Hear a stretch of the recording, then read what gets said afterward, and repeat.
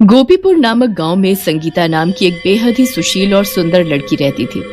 संगीता के पिता एक पुजारी थे। वे रोज सुबह जल्दी उठकर मंदिर में पूजा पाठ किया करते थे और संगीता भी रोज सुबह जल्दी उठकर मंदिर की साफ सफाई और पूजा पाठ में अपने पिता की मदद कराया करती थी। एक दिन संगीता सुबह के 4 बजे उठकर अपनी सहेली पुष्पा के घर जाती है और उसे आवाज लगाती है, पुष्पा, अरे ओ पुष्पा, अरे पुष्पा, सुबह के 4 बज गए हैं और तू अभी तक सोई हुई है। जल्दी उठ, नदी पर नहाने जाना है। पुष्पा अपनी आंखें मीटती हुई अपने कमरे से बाहर आती है और संगीता से बोलती है, अरे संगीता, अभी तो आसमान में भी अंधेरा छाया हुआ है। हम दोनों कुछ देर बाद चलते हैं ना नदी पर नहाने। कुछ देर में दिन भी निकल आएगा और फिर गांव की औरतें और लड़कियां भी तो नदी पर नहाने के लिए जाएंगी। हम भी उन्हीं के साथ नदी पर नहाने चल पड़ेंगे। तुझे पता है ना कि मुझे मंदिर की साफ सफाई करनी होती है। अगर तुझे मेरे साथ नहीं जाना तो ठीक है, मैं अकेले ही नदी पर नहाने के लिए चली जाती हूँ। अरे अरे, तू तो गुस्सा हो गई, मैं चलती हूँ ना तेरे साथ। फिर दोनों नदी में जाकर नहाने लगती हैं। तभी नदी के किनारे पेड़ के पीछे से पवन और रामू नाम के 2 दोस्त संगीता और पुष्पा को नदी में नहाते हुए देखने लगते हैं। अरे कमबख्त, जरा धीरे बोल, कहीं किसी ने सुन लिया तो बहुत मार पड़ेगी। हाँ।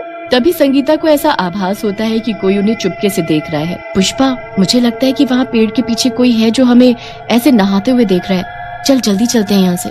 फिर वो दोनों नदी से निकलकर अपने घर चली जाती हैं। अगले दिन फिर से संगीता सुबह के 4 बजे पुष्पा के घर जाती है और उसे आवाज लगाकर उठाने लगती है। पुष्पा कमरे से बाहर आती है और संगीता से कहती है, संगीता, मैं रोज सुबह सुबह 4 बजे उठकर तेरे साथ नदी पर नहाने के लिए नहीं जाने वाली।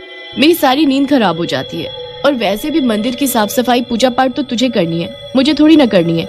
इसलिए तू अकेले ही नदी पर नहाने जा। संगीता गुस्से में वहाँ नदी पर नहाने के लिए चली जाती है।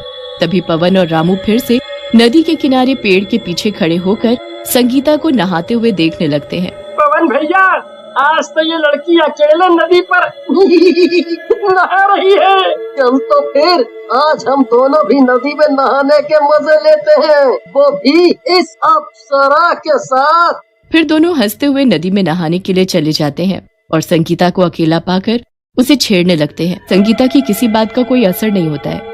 तभी पवन संगीता का हाथ पकड़ लेता है और हंसते हुए उससे बोलता है, अरे मेरी रानी, इतना क्यों गुस्सा होती हो?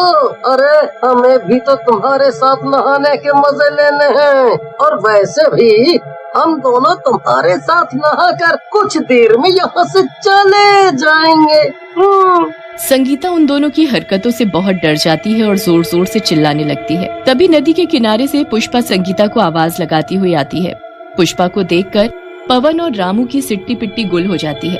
अब तुम दोनों की खैर नहीं। मैं और मेरी सहेली तुम दोनों की इस हरकत के बारे में सारे गांव वालों को बताएंगी, देख लेना। पवन हंसते हुए बोलता है, तुझे मैं जिंदा छोड़ूंगा तभी तो तू मेरी हरकत को पूरे गांव में बताएगी। ऐसा बोलकर पवन संगीता को नदी में डुबोकर मार डालता है और फिर वो दोनों वहाँ से भाग जाते हैं। कुछ देर में पुष्पा वहाँ आती है और नदी में संगीता की लाश को तैरता देखकर जोर जोर से रोने लगती है और भागते हुए गांव जाती है और सभी को संगीता के मरने की खबर देती है। संगीता की मौत की बात सुनकर सभी को बहुत दुख होता है। संगीता की मौत के अगले ही दिन कुछ औरतें नदी में नहाते हुए बात कर रही होती हैं। कुछ भी कहो, संगीता थी बड़ी ही अच्छी और सुशील, पर बेचारी की नदी में डूबने से मौत हो गई। अरे तो उसे इतनी सुबह नदी के उस किनारे जाकर नहाने की जरूरत क्या थी? अरे जब पता है नदी के दूसरे किनारे पानी का ज्यादा बहाव होता है। अब नदी में डूबने से हो गई ना उसकी मौत। संगीता चुड़ैल के रूप में नदी में दूर खड़ी उन सारी औरतों की बातें सुनकर बोलती है, हे भगवान, इन सभी औरतों को लगता है कि मेरी मौत नदी में डूबने की वजह से हुई है, जबकि ऐसा है नहीं। उसी दिन दोपहर के समय नदी के पास से गगन नाम का एक आदमी गुजर रहा होता है कि तभी उसकी नजर नदी में नहा रही एक सुंदर लड़की पर पड़ती। तभी नदी में नहा रही लड़की उस आदमी को इशारा करके अपने पास बुलाती है, अरे बाबू, दूर से काहे ऐसे हमें घूरे जा रहे हो? अगर हमरे साथ नहाना है तो आ जाओ नदी में। गगन मुस्कुराते हुए जल्दी से नदी में उस लड़की के पास चला जाता है और जैसे ही उसे छूने की कोशिश करता है, वो लड़की एक डरावनी चुड़ैल का रूप ले लेती है और गगन को नदी में डुबोकर मार डालती है। फिर संगीता चुड़ैल इसी तरह से नदी के किनारे से गुजरने वाले लोगों को अपनी ओर आकर्षित करती है और जब वे नदी में उसके साथ नहाने आते तो उन्हें नदी में डुबोकर मार डालती। आए दिन नदी में लोगों के मरने की खबर से पूरा गाँव सदमे में आ गया था। तभी गांव के कुछ लोग आपस में बातें करते हैं, अरे भाइयों, नदी में एक के बाद एक मौत हो रही है। ना जाने ऐसा क्या है उस नदी में जो एक एक करके हमारे गांव के आदमी नदी में डूबकर मरे जा रहे हैं।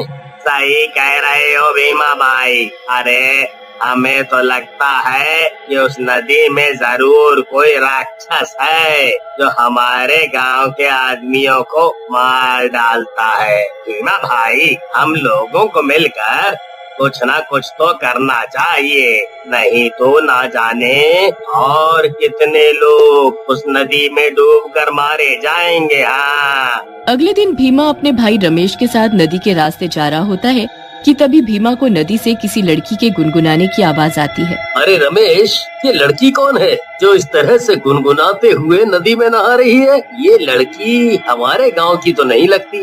अरे बाबूजी, मुझे दूर से देखोगे या मेरे करीब भी आओगे?